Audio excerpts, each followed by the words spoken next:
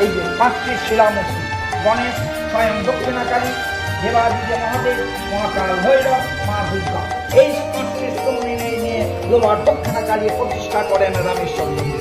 সেই রামেশ্বর মন্দির সঞ্চার চক্রবর্তী মাকে অর্পণ করে উনি চলে যান।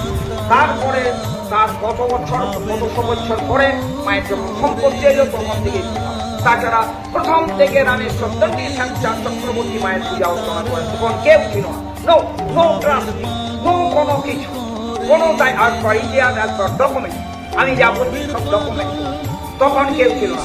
যখন মায়ের প্রভাব সম্পত্তি এলো তখন সৃষ্টি হইল সবকিছু। মায়ের সম্পত্তি প্রজাবিধি হইল, ট্রাস্টি নিয়োগ হইল, নাপিত নিয়োগ হইল, সবকিছু। মানে আমি তো ধরুন দেখি না অত বছরের ঘটনা, কিন্তু যা রেকর্ড, যা এভিডেন্স, সেই অনুসারে আমি আপনাকে বলছি তখন কেউ ছিল কেউ না।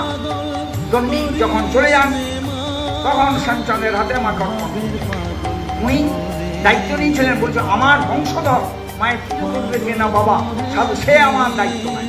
বলে ঠিক আছে, যদি আমার মা আছে তুই বংশ সেই থেকেই প্রসাদ। এবং আমাদের বংশ বৃদ্ধি হবে না এই চক্রবর্তী বংশে, আমি হচ্ছি 10ম পুরুষ, শুনিলেন আমাদের বংশ ভায়ার হবে না। আমার একটি ছিল, আমার 2 ভাইয়ের কন্যা, মেজো ভাইয়ের 2 কন্যা, ছোট ভাইয়ের 1 কন্যা, আমার আবার পুত্রের 1টি পুত্র। এই 10 পুরুষে যে নিঃসন্তান থাকবে দুজনে। শোনো, যদি বংশ বৃদ্ধি হয়, ভায়াত হয়, কি হবে? কেউ অসুস্থ হবে, কেউ মারা যাবে, কাউরির বাচ্চা হবে, তাহলে সেই চক্রবর্তী বংশটা পুজো করবে। আর মিথ্যা কথা বলি নাই, আমাকে স্বয়ং বলেছে এত মিথ্যা বলবো না।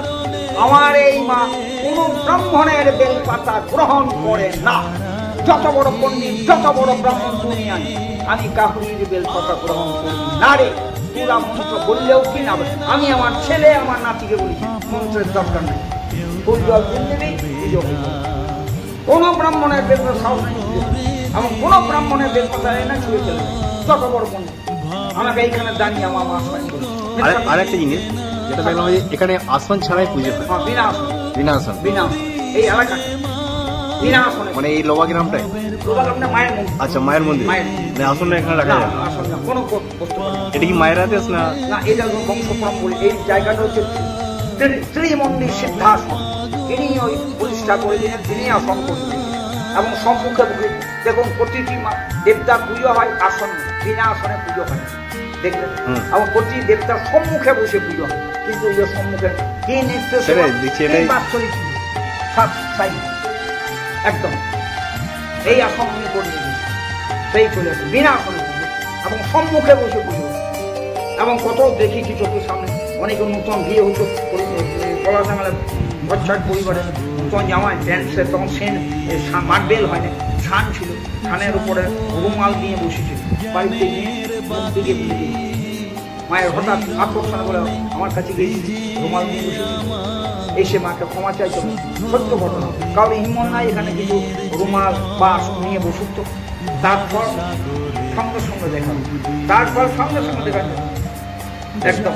আর জানি সন্তানহীনাদের সন্তান ইয়ে হয়, নিয়ে আসে, অনেকে ভুলবশত ওই বাচ্চাটিকে কাপড় মুড়ে বা তোয়ালি মুড়ে সাজবো না, মা একদম ফ্রি দিব একদম। মন্দির চত্বরে ওটা কিছু পাতা যায় না, এখানে এই যে নাচতলা, এখানে কীর্তন গান হয়, ইয়ে হয় না, সব এই মার্বেলে। কেউ কোনো গায়ক গায়িকা জানে যেখানে কোনো গায়ক গায়িকা যারা বলছে কোনো আসন গ্রহণ করবে, এই নাচতলা, এই এখানে। ঠিক আছে, অসংখ্য ধন্যবাদ। তুষার বাবু আপনি আরো বড় হবেন, যত মায়ের প্রচার করবেন তত বড় জায়গায় যাবেন। তো আমি যেটুকু বললাম, একবার বহু মানি কথা। আপনার নাম্বারটা বলা যাবে নাকি? হ্যাঁ, 100বার নাম্বারটা 801 698 68 47। এই সামান্য বলে আপনাকে আমি মায়ের ইতিহাস ব্যক্ত করব। তো বন্ধুরা, এই যে ভিডিওটা দেখালাম তোমাদেরকে, ইনি হচ্ছেন সেই পুরোহিত মশাই। এনার পুজো করাটা কিন্তু আমার সত্যি খুব সুন্দর লেগেছে। আর তোমরা যদি ভক্তি করে মাকে ডাকো, মাই তোমাদেরকে ওই মন্দিরে নিয়ে চলে যাবে, তোমাদেরকে যেতে হবে না। হ্যাঁ কি করে, এটাই তোমরা ভাবছো তো। আমি অনেকবার ভেবেছিলাম যাবো কিন্তু দেখো আমি কিন্তু ঠিক পৌঁছে গেছিলাম এই মায়ের কাছে। হ্যাঁ, সেই ভক্তিটা আমার ছিল যে মা একবার তোকে দর্শন করব। তো তোমরাও যেতে পারো এই মায়ের কাছে যদি তোমাদের ভক্তি আর বিশ্বাস থাকে। আর ভিডিওটি যদি ভালো লাগে তাহলে তোমরা লাইক, কমেন্ট ও শেয়ার করে দেবে। তাহলে চলো আজকের মতো ভিডিওটা এখানেই শেষ করছি। বাই বাই, ভালো থাকো সবাই।